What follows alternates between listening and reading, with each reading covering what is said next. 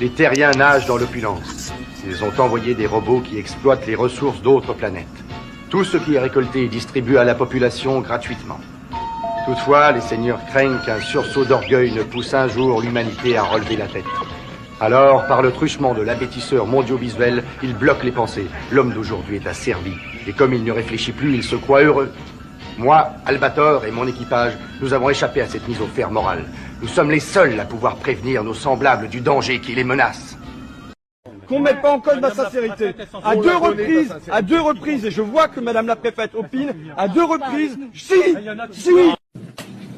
Alors moi je pense que si on réfléchit stratégie, je veux dire que vous soyez vivement interpellé et publiquement par les salariés d'Ecopla, ça fera un épisode.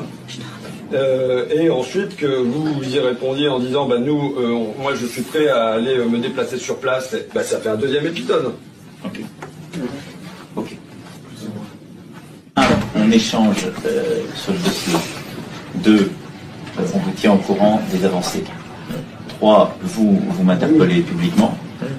4, dans la foulée, on cale ensemble une date de déplacement avant le 5 octobre, avant fin septembre. Et on voit comment d'ailleurs on la communique ensemble. Et je pense qu'on sort d'ici en n'étant pas content. Oui, en disant que vous avez fait part de Voilà.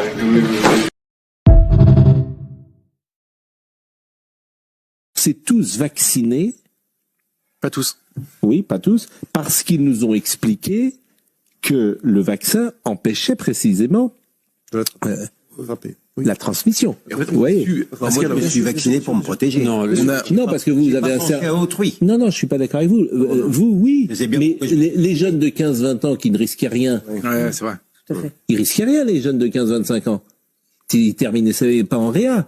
On les a tous vaccinés en leur expliquant, attention, si t'es vacciné, tu vas penser à ton grand-père, ta grand-mère, pour les autres. C'était ça. En fait, on a su assez vite que c'était pas vrai, et on a été interdit c'était interdit de le dire. Mais évidemment. C'est quand même incroyable. Oui. Bon.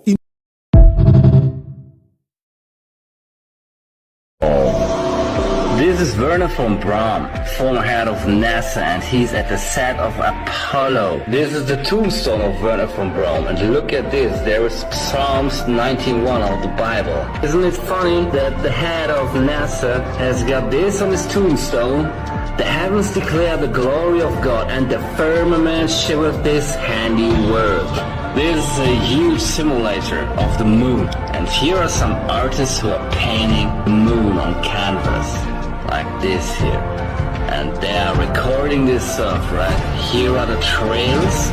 There is a camera who is simulating approaching the moon. There. Filming the lunar surface. You know, they're spraying and painting the canvas, the huge canvas. Here, at the top. Right? And they are driving this way along, filming this. Like this here.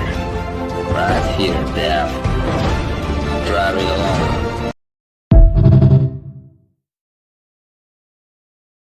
À ce jour, l'eau structurée ou dynamique est le meilleur antibiotique qui soit, à tel point que l'armée américaine a utilisé cette eau en Irak et en Afghanistan. Il suffit d'une molécule sur 100 millions de molécules d'eau potable pour détruire tous les germes présents dans une plaie. Le président des États-Unis utilise de l'eau structurée pour se désinfecter les mains. Alors, je me suis interrogé, comment est-ce possible ? En enregistrant des informations, l'eau acquiert de nouvelles caractéristiques. Peut-être que l'eau est une sorte de disque dur rempli d'informations, unique en son genre. Nous devons connaître son organisation. C'est comme un alphabet.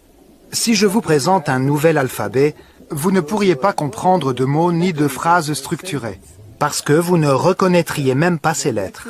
Donc la structure moléculaire est l'alphabet de l'eau. Grâce à elle, vous pouvez composer des programmes dans l'eau et vous pouvez les modifier. And in school, I was just like you, probably all of you there. I tried my best. I didn't always succeed, didn't always do well, but I put my best effort into school. Math and science were kind of my favorite subject. I didn't really like English in reading too much, but I've since grown out of that and I enjoy reading now. And I played a lot of sports. And all of that happened in a little town called York, Maine, across the United States from where we're talking to you right now. All of that happened in a little town called York, Maine, across the United States from where we're talking to you right now. In a little town called York, Maine, across the United States from where we're talking to you right now. Hello, my name is Steve. Who's they? Who uses that word? Who says that they're mutants? NIH. Tony Fauci's NIH. It's right there on the website. Yeah, absolutely. And they say, it says also that they can create a hermaphrodite sex by deleting this REX1 on the X chromosome. So they can play with the sex of people and of the next generation. They can make people completely without sex. There's one more study I wanted to mention on the NIH website. It's entitled Core Cross-Linked Fluorescent Worm-like Micelles for Glucose-Mediated Drug Delivery. These micelles are worm-like. These are the hydrogels made from graphene oxide for drug delivery that have been found on the PCR swabs, on masks, etc. They are deleting God's creation is what they are trying to do. There's the studies right there at the NIH website. They are telling you, Tony Fauci's NIH is telling you that they are cloning you and turning your children into adrenous mutants. Insane.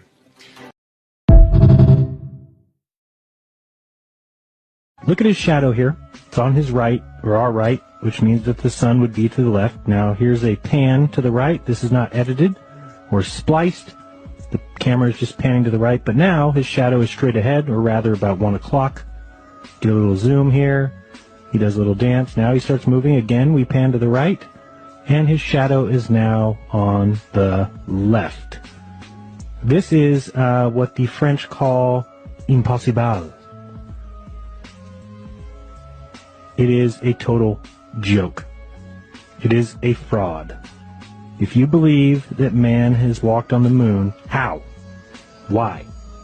It is the most insane belief that any rational thinking human being can have.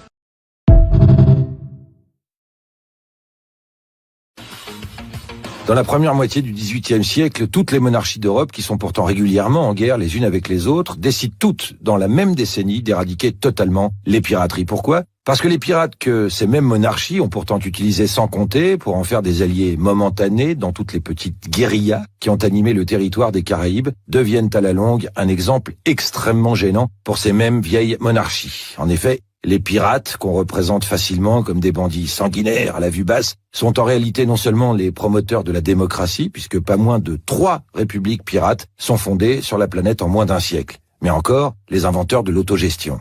Ces hommes et ces femmes qui ont quitté leur robe pour venir courir l'aventure aux Caraïbes, et qui ne sont pour la plupart du temps pas des marins, sont en revanche des rebelles, des asociaux, qui ont quitté leur pays parce que les règles politiques qu'on y pratiquait ne leur convenaient pas. Ils ont alors fondé les clubs, qu'on a appelés des équipages, qui avaient leur couleur. Chaque pavillon noir étant spécifique d'un équipage et d'un capitaine pirate. Tous les membres de l'équipage se devaient d'obéir à un code de conduite très précis, dans lequel les mêmes idées de fraternité, de loyauté et d'égalité étaient fondamentales. À telle enseigne que, par exemple, tous les butins étaient distribués à part rigoureusement égale, quels que soient leurs âges, les grades et les couleurs et les nationalités des membres d'équipage.